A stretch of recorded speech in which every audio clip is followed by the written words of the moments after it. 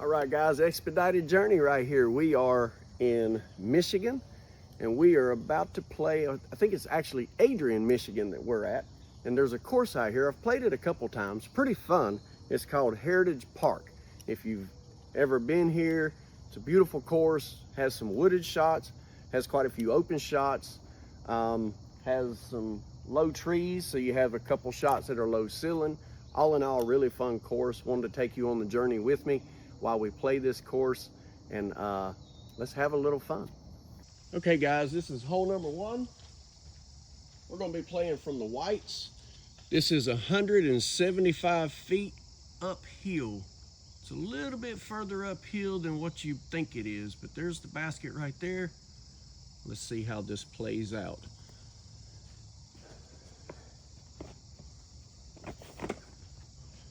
We'll start this shot with my hex.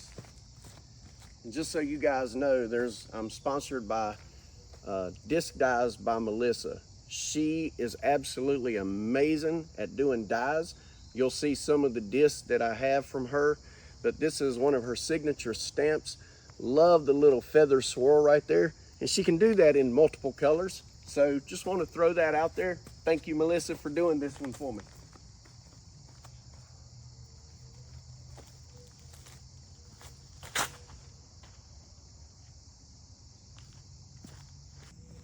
A little closer than I thought it was. So let's see if we can put this in.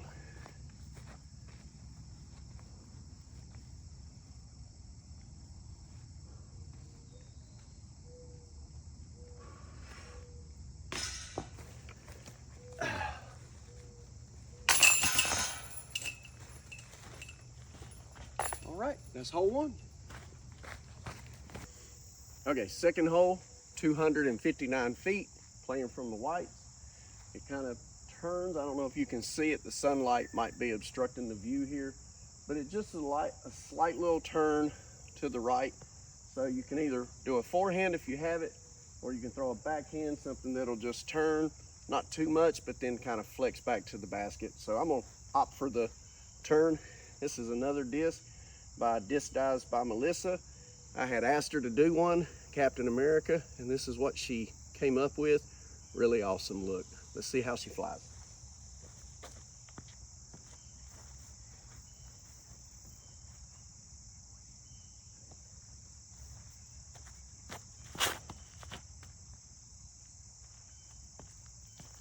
So this is what I'm left with. Right through that little gap right there. Let's see if we can hit this one.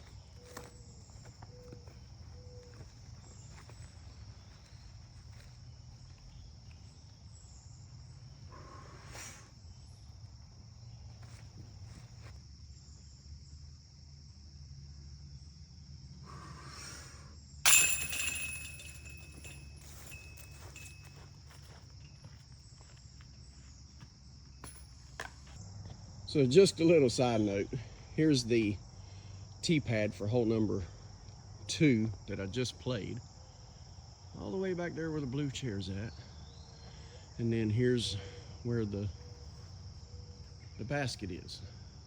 So first time I came out here and played this, I was trying to find hole number 3, and I was looking and I seen this right here.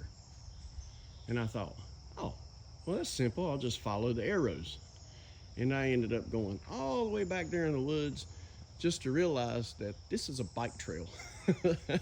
Hole 3 is actually up around here and to the right. So if you ever come out here and play and it's your first time playing, keep that in mind. It is a beautiful course, but keep that in mind. Don't follow those arrows or you'll find yourself way deep in the woods.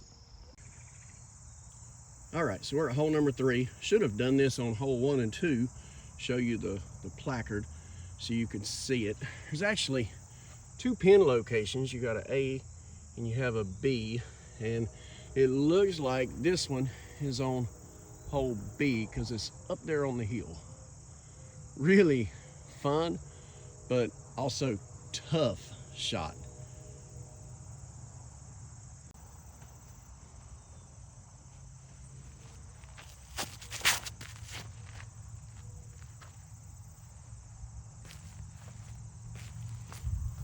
Faded out on me a little bit. but it did make the turn. Maybe I can throw it up the hill and get it there. As you can see, that's really uphill. And most people in their right mind would just lay it up to prevent rollaways. That's not how I roll. Let's see if we can land this.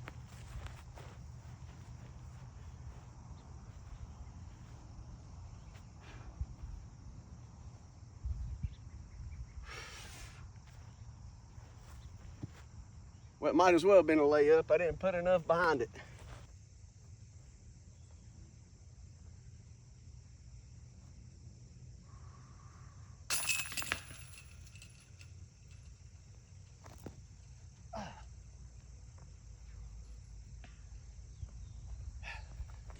All right, hole number 4.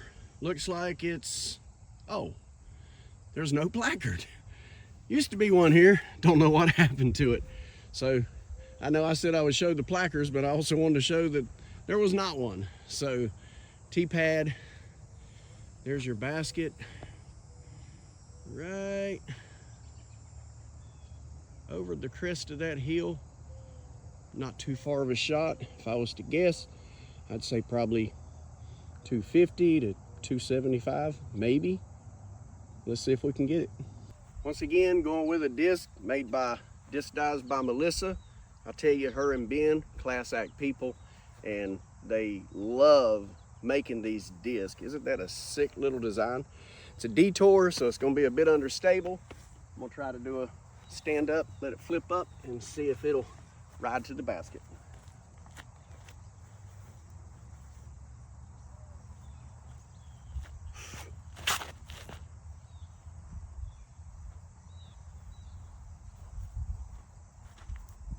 I think I'm parked. Okay, well, looks like I'm gonna get the first birdie, but I'm gonna have to get it from a knee.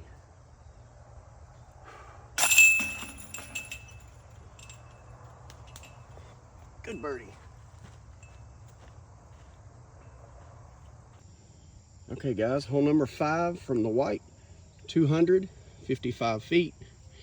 They both play to the same spot. There is no A-B position. So if you'll notice though, there's the placard, a lot of trees.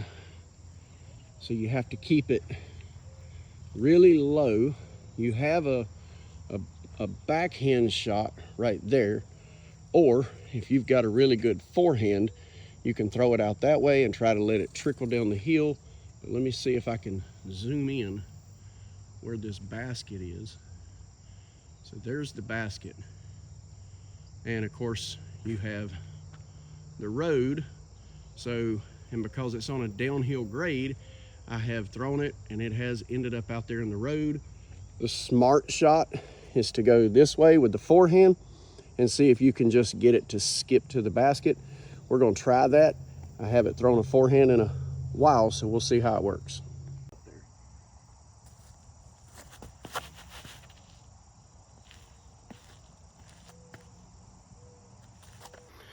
So just out of curiosity, how many of you have a really great backhand, but not the greatest forehand, and you're looking for tips or instructions on how to be better at your forehand? I struggled with mine for, well, ever since I started playing until a few years ago. I was playing in a tournament and I was really struggling because there was a lot of forehand shots and it just kicked my butt. And I was struggling so bad that I finally said, I'm not doing this anymore. I'm gonna do nothing but forehand for a while and see if it makes me better. And so that's what I did. And when I would go out and do my practice rounds, either just casual playing, or if I was playing with some friends, doing just a casual round, I would actually practice. I would do my backhand shot, and then I would throw a second disc off the tee pad, and I would practice a forehand. So it made me better because I was constantly focusing on a forehand shot. Too many people, when they're playing and they aren't good at a forehand, they'll just give up and they'll just forsake it altogether. You shouldn't do that. So I started getting better and started making a lot better shots because of it. Just a little tidbit of info. Okay, so as you can see, this is all I'm left with. Not a bad forehand shot from up there for someone who's still getting better, getting stronger at it. Wish I'd have been a bit closer, but this isn't that far away, so maybe we get lucky.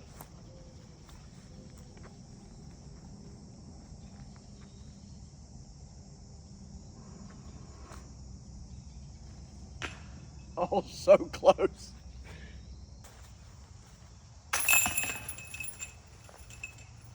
Gotta hate it when they're that close from far away and they miss. All right, guys, hole number 6, 245 feet. I believe it's in position A. Looks like it is. There's a group of trees. Here's the tee pad. It's a group of trees up ahead. You see my van off in the distance, but you see that? There it is right there. So a few trees to navigate, but if you can navigate around those trees pretty well, the favored shot is probably this forehand shot again, because the backhand, you've got a lot of brush and greenery on the right side, so you have to be careful with that.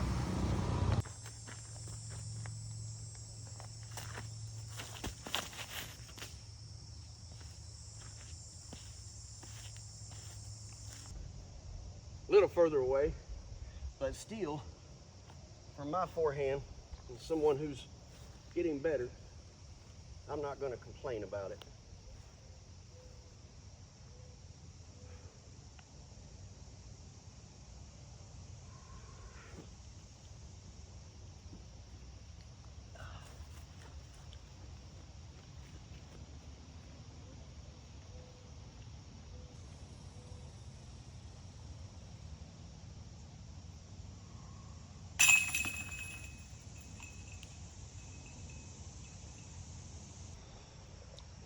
Guys, this is a hole number 7 from the white. It's 503 feet. It is a par 3. This is a really tough one to get unless you've got a really long arm. Looks like it's all the way through there, and then it cuts back to the right. So let's see how many shots it takes this amateur to get it.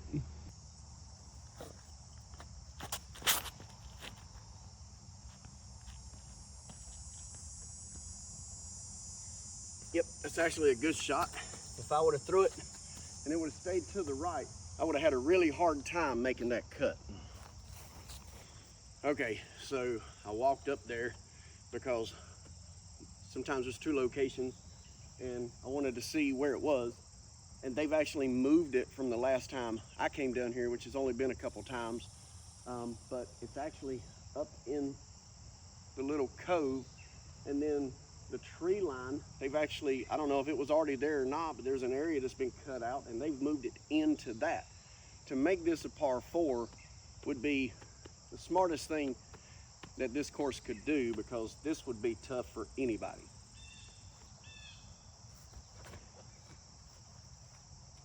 Oh, it kept turning.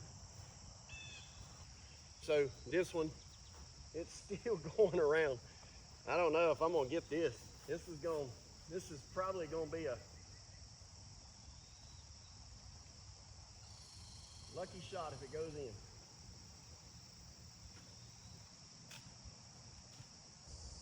So as you can see, I had to really cut it in, and still a little short from the basket, but maybe I can drop this.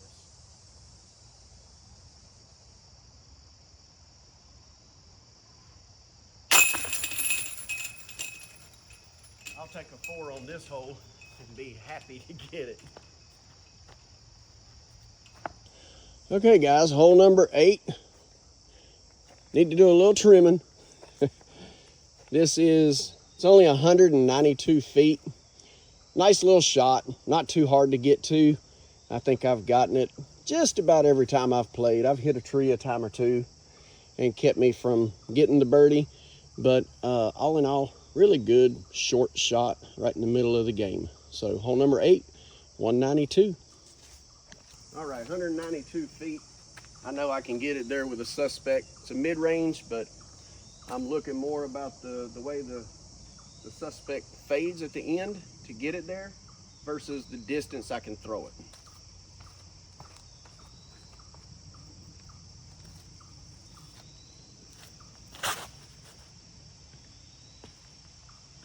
Go ahead. Oh. You know, that's a really good thing to talk about. Whenever I pick a disc, sometimes I've thrown a driver on a short shot. I've seen on Scoggins do that many times when she's playing tournament. She'll have a short shot, but she's relying more on the fade of that disc than she is the distance that she can get out of it. And I think there's something to be said for that. If I can throw a putter, but that putter is not really going to give me the fade that I need, then I'm going to go up to a mid-range or a driver, fairway driver, and I'm going to play the shot for what the disc can do, and then let off of how hard I'm going to throw the disc. So here I am at the basket, not too far. See if we can make it.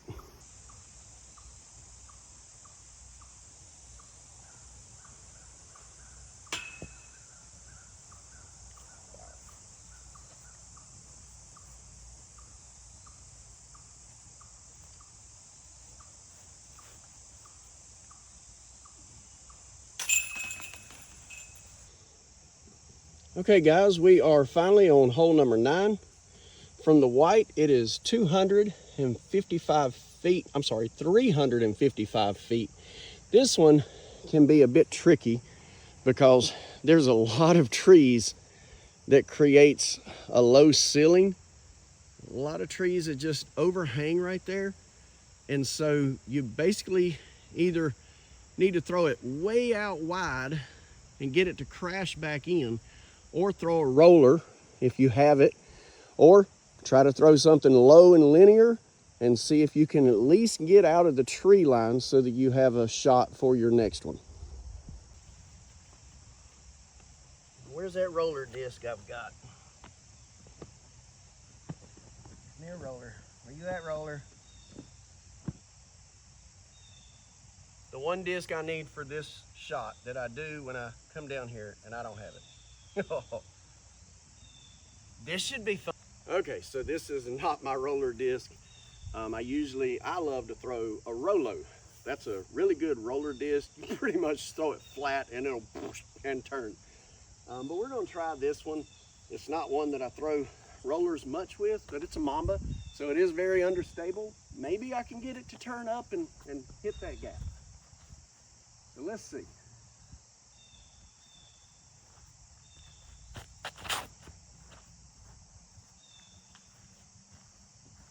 I think it fell. I hit the tree, didn't get it low enough.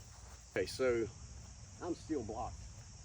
And I'm gonna have to see if I can somehow get it to cut back this way, because this is the gap way over here to the right. So as I said a minute ago, I try to throw things that have the stability that I need whenever I need it. Unfortunately, I'm gonna have to throw this from a knee.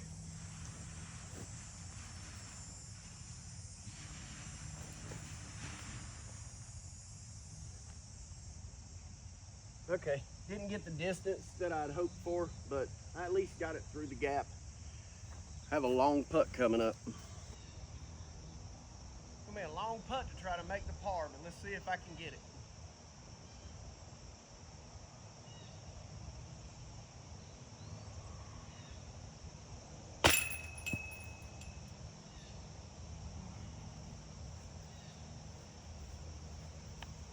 So close on a couple of them. All right, well, that's the first 9. I think I'm 1 over because I got the birdie on one of the holes. I'll have to go back and look to see which one. And then end up taking 2 bogeys, counting this one.